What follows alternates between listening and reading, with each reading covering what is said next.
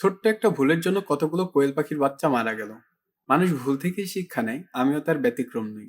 কোয়েল পাখির বাচ্চা একদিন থেকে কমপক্ষে 12 দিন বয়স পর্যন্ত পানির পাত্র হিসেবে এই পাত্রটি ব্যবহার করা হয়। এই পানির পাত্রের সাথে অবশ্যই মার্বেল অথবা ছোট পাথর ব্যবহার করতেই হবে। তা না হলে পাখি এর মধ্যে আটকে মারা যাবার আশঙ্কা থেকে যায়। এমনকি মার্বেল অথবা পাথর ব্যবহার না করলে বাচ্চা এর মধ্যে হাঁটাহাঁটি করে পানির সংস্পর্শে এসে খুব সহজেই ঠান্ডা লেগে যায়। আমি ভুল করে কয়েকটা পানির ডিঙ্কারে মার্বেল দিতে ভুলে গেছিলাম। এর কুফল এখন দেখতে পাচ্ছি। কোয়েল পাখির বাচ্চা খুব ছোট হবার কারণে পানি খাওয়ার সময় যদি এই ডিঙ্কারের মধ্যে আটকে যায়, কোনোভাবে এখান থেকে বের না হতে পারলে পাখিটি এখানেই আটকে মারা যায়।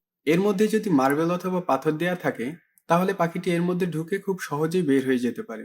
আজ আমার প্রায় 4টি পাখি এভাবে ডিঙ্কারের মধ্যে আটকে পড়ে মারা গেছে।